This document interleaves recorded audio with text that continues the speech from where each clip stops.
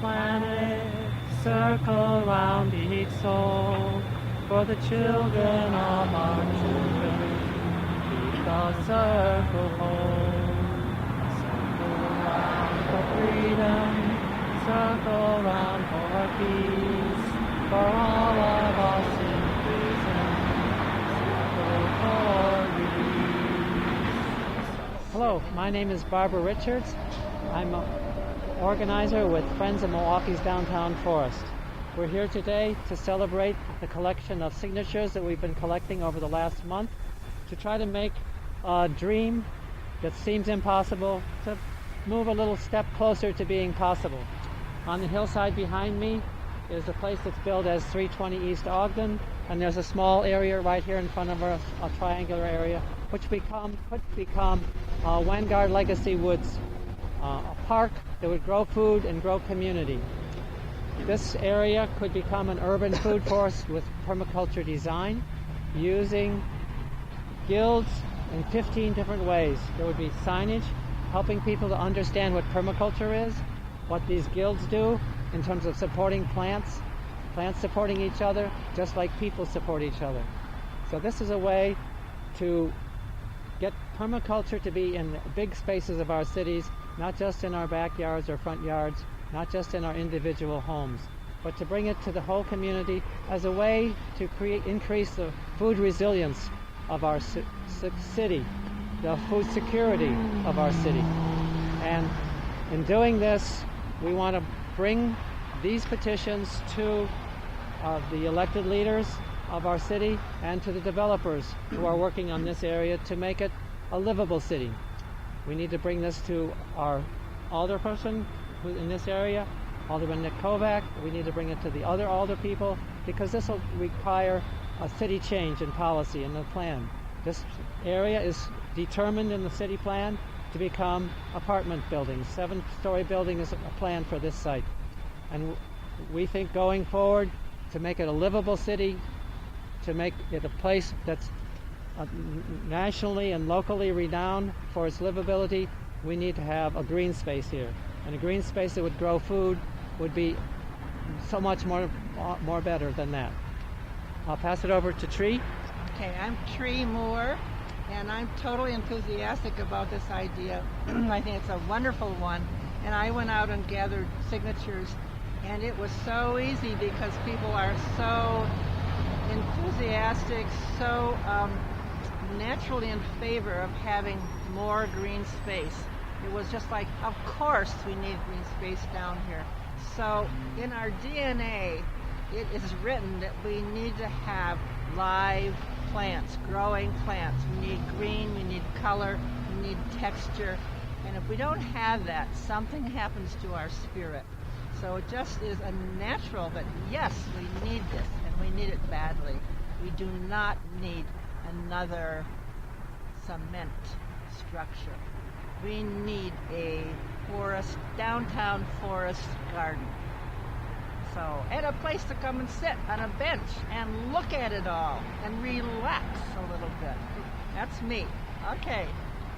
My name is Brian Cummings. I work and live downtown, and I would like to see more opportunities, especially with, we've got parks in some areas downtown, but this would be a different idea and a different place where we'd have more food, and we'd be able to share ideas about what you can do in your own yard, perhaps, as well as other areas around town, and probably having a way to share different parts of the community together. I think that's important as well.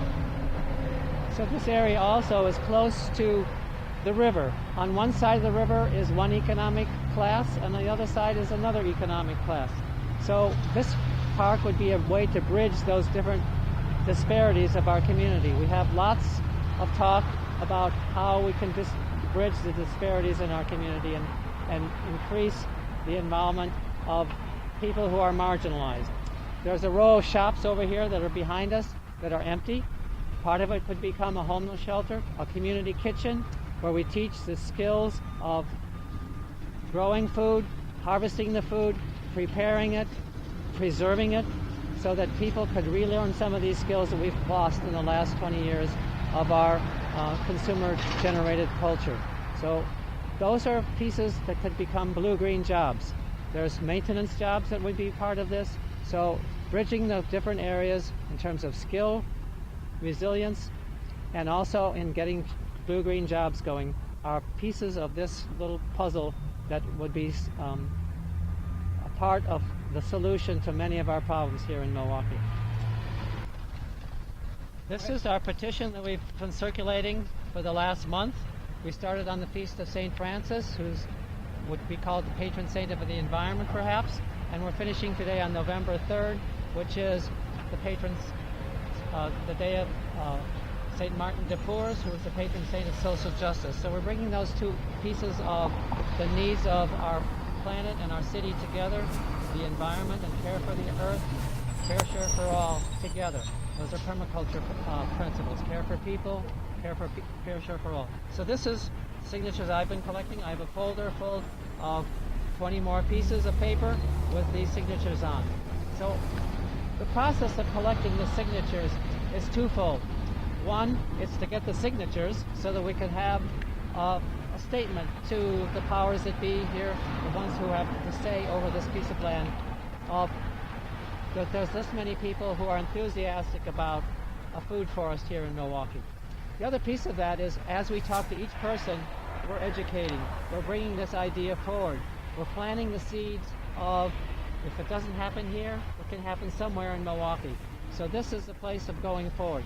This is the principal place that we're working for right now with this petition, but we're also going forward with seeking permaculture designs in the Inner Harbor, in the Menominee Valley, in the New Bayview developments of open space, in the 30th Street corridor. All of these open spaces, large open spaces, could be urban food forests. We have many empty city lots in the city. Those lots can become food forests. Places to grow community, places to grow food. All those pieces coming together in all the city lots that we have in our neighborhood. I'm working with 3 neighborhoods. Friends of Milwaukee's Downtown Forest have been talking with 3 neighbors in 3 neighborhoods to create these food forests in local neighborhoods, near people where they can go next door and harvest food and harvest friendships. So that's what this education is about, to bring this idea forward that permaculture is a way forward to increase the food security and resilience of our city. I want to underline what Barbara said and also say that I have gathered signatures in the past, but this was probably the easiest process ever. I didn't have to in any way push my idea because people were so naturally responsive. And if I had probably taken a little more time, I said to myself, if I had gone out even more, I think I could have gotten 1,000 signatures fairly easily, because people naturally know that we need to, at this time and this planet in this city, we need to increase both green space and we need to increase food supply. And I think most of us are experiencing the fact that food's getting more expensive, and we need to find ways to grow organic, healthy food. So it just seems like a natural, common sense. Not even really maybe radical, just plain old common sense. Okay, I have collected 5 pages of signatures, and there's 21 on each page. So when we add that up, I think that's 105, if my math is correct. And I have a folder full of 20, and this page, we also have an online petition. We have about 10 people signed up there at my last count. So I'm counting that we have, with what we have right here, we have about 300 to 350 petitions signed, signatures signed. Now there's 3 other people who have collected petition papers, so hopefully we can get up to about 500 by the time we have our count. Our goal was 1,000, but I think we made it to 500, so I'm counting that as a way to celebrate.